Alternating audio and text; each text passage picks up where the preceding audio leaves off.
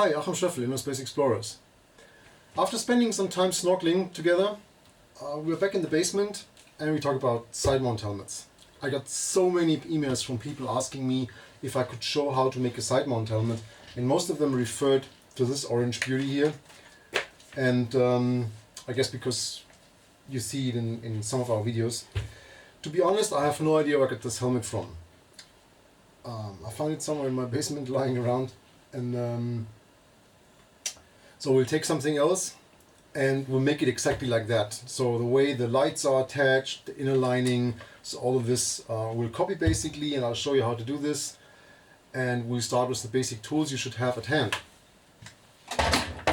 You need a drill like this one with some drill bits that should fit the size of the bungee cord you want to use. Then you need this inner lining. This is nylon, woven nylon, and you can buy this actually in stores where they sell beds and mattresses, because this goes under the mattress so air can circulate and there's no moisture collecting. So this is where I got this from. It's actually 100% water resistant, very lightweight, and when you glue it in, it actually, you can see, I'm not sure if you can see that from a distance, but I'll show you later on. This is it's quite stable, but you can still press it together, so it actually makes wearing the helmet quite comfortable, but it's not adding a lot of bulk, and especially it doesn't add any buoyancy. To put that in, or to glue that in, you need some glue. A lot of people use silicone. I use some body glue from cars. So you can use Sikaflex or Liquid Moly 8800, which is basically used on boats and cars to glue parts together and seal them. So it's very sticky, very good for the process. What you also use is a big screwdriver and a really sharp knife to cut off the styrofoam in the new helmet, because you want to get rid of that because it's very buoyant.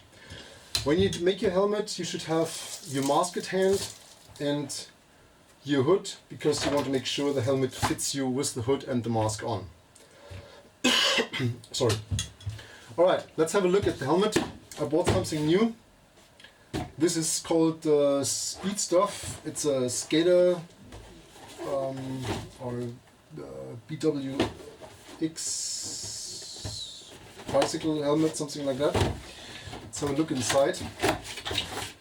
Guess what? Perfect color, it's orange. So there's some more stuff in it, which is inner linings and stuff. This is all the things we don't need. And looking at the helmet, actually really nice. We have more linings in there. They're actually done with Velcro, but we don't want to use it for skating, so all of this stuff can go. And we're left with this styrofoam, which actually is the protection when you use it for skating. And we need to get rid of that because it's very buoyant and it makes the helmet obviously very small. So this is actually size 53 to 57 centimeters, so I would use a 61 if I would need one that fits my head. So actually I took a smaller one because I'm taking out solid 2 centimeters of material inside.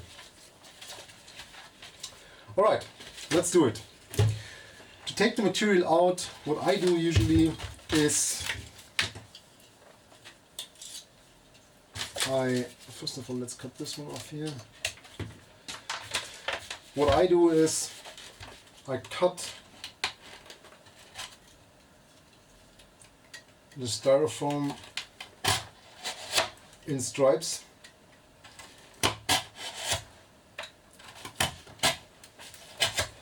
And then I take a screwdriver and start prying it out. Like this. So this will take a while, and obviously I don't want you to watch me 2 hours prying out styrofoam from this helmet. So we'll do a little bit fast forward and I'll show you the finished product. So always make sure that the part where you're prying is flat on the ground, otherwise you will actually bend the helmet outward and you can break the helmet.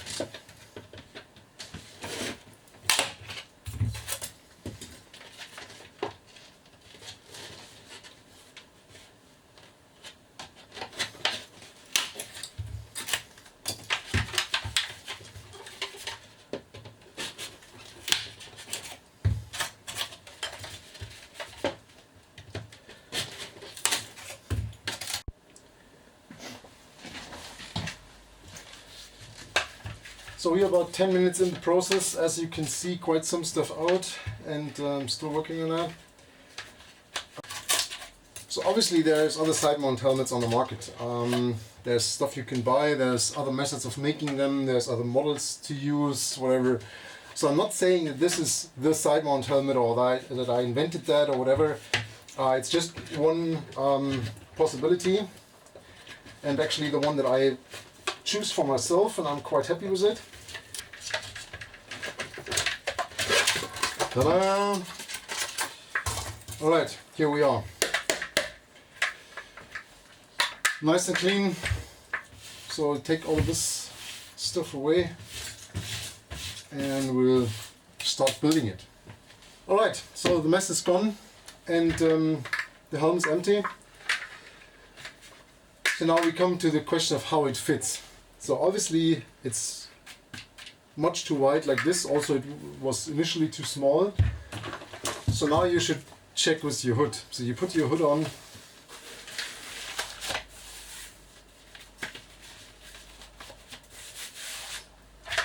And put the helmet on top, and actually it's still a bit too wide, but you need this stuff inside as well. So you can make a simple test. I mean, this probably makes me look like a complete idiot now. Doesn't matter.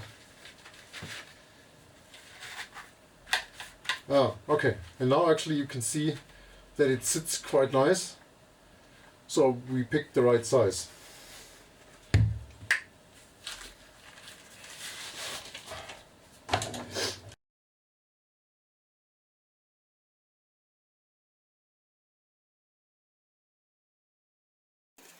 Here, and then it would be fully covered. Actually, I want to spend too much time showing you how to trim this. You get a rough idea. So again, we'll fast forward a little bit. So I'll cut all of this to nice fit, and then I'll put it aside. So when I prepared all of this, we need to make sure that our lights come to the proper position, and obviously we want to drill the holes for the attachments before we glue in that stuff, because otherwise we have the knots inside of this lining, and then you'll probably feel them whilst when they're straight behind the plastic and this is on top, you will actually not feel these knots. So let's have a look at the original one.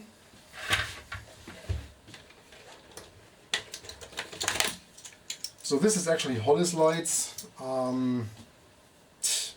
They're available from probably a dozen various manufacturers. Important is that it is not the big backup lights, because they're just too bulky on the helmet. They're actually sticking out of the helmet, whilst those are actually quite nice. You want a bolt snap on them, and you need something where you can attach them. So we have this loop behind to attach them, and we have the small loops here that hold them in place. I'm not a big fan of these plastic clamps that you can screw to the side, where you can basically click the light in, because obviously you touch a rock or something, the light is gone. So with this one, it actually stays a bit flexible, and it's very unlikely that you lose it. Even if you lose one of the bungees, the second one's holding it. If you fail to take them back in, they're still connected here. So basically you cannot lose them. Alright, so you have to figure out where to place them. When you check the helmet, you will actually realize that looking forward is like this. So this would be looking down, so this is looking up. And you want them on the side, so the light, if you take it on, I mean, basically if you checked our videos, you might have noticed that we don't use the helmet with the lights on. So for us it's more transportation of the backup light inside mounting. So basically when we need the light, we take it off. So but anyway, we don't want them too much to the front, we don't want them too much to the back, we want them pretty much on the side. So if it would be on, it would shine straight forward. And also not somewhere on top or something like that. So this would be a nice side. So what I'm doing is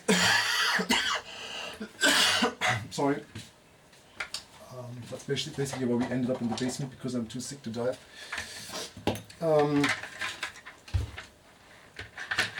So you place them there, you take a permanent marker, and you mark where your bungee cords should come out, and then this is where you drill your holes. So you do the same thing on the other side. Let's see that we get really close there. Yeah, that's actually quite nice.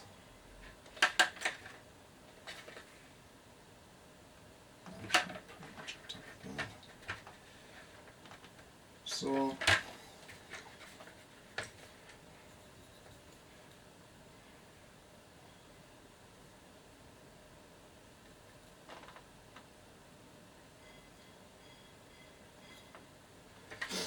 all right.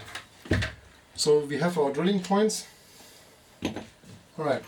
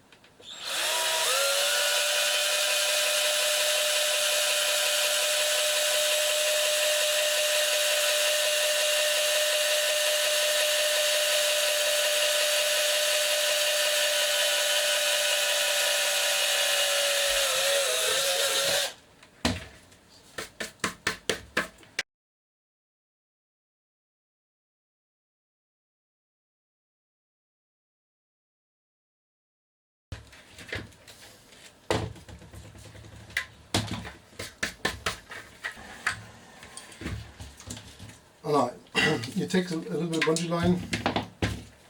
Actually, this one ends. It's empty. And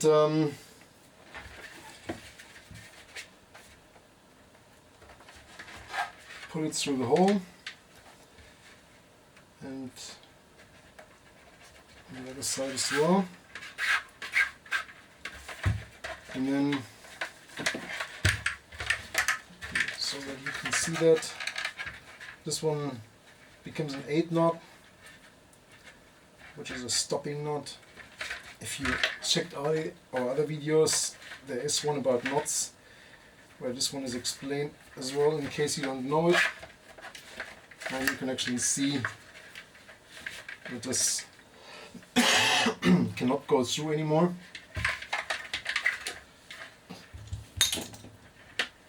Now comes the light, and now it's important. I mean, on one hand, you want this to be tight on the helmet, but you also want to be able to get your finger in between there so you can remove the light. So stay reasonable. I mean, this would be without any tension. I mean, there is a second one holding it. So from basically reaching the light, I probably pull another 2 centimeters, maybe 3, and then I'll make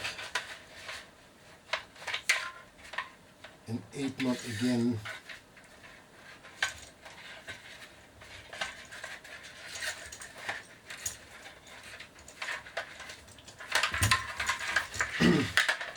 And now it already starts to stay. Cut the remain off. And then same thing again.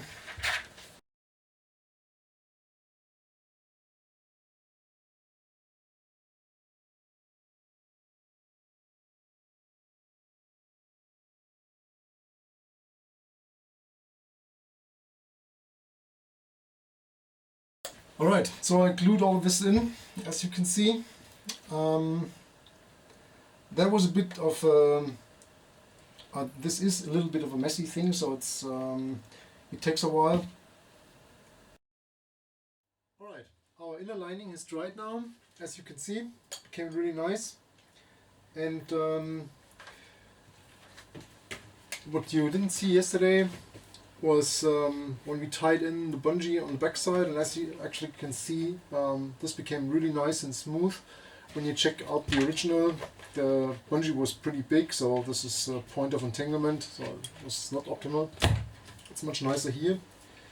And what I didn't mention yesterday as well is this curve here, which is really important, because if this would be a straight line, you could not bend your head backwards. I'll actually show you in a second.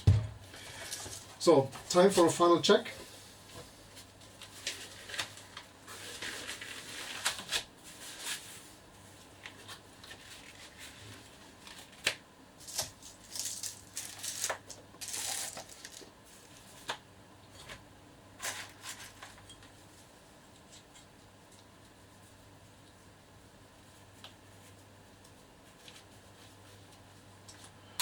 Alright, actually that sits really nice, and as you can see,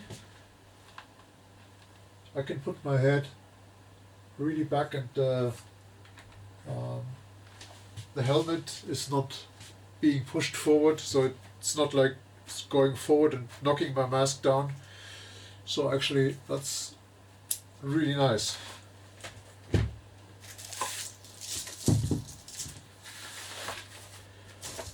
Alright, I hope you liked that and it helps you a little bit. If you have questions, comments, whatever, put a comment below or drop us a mail, and I'll see you in the next video. Please don't forget to subscribe to our channel and check us out on Facebook. See you next time. Bye.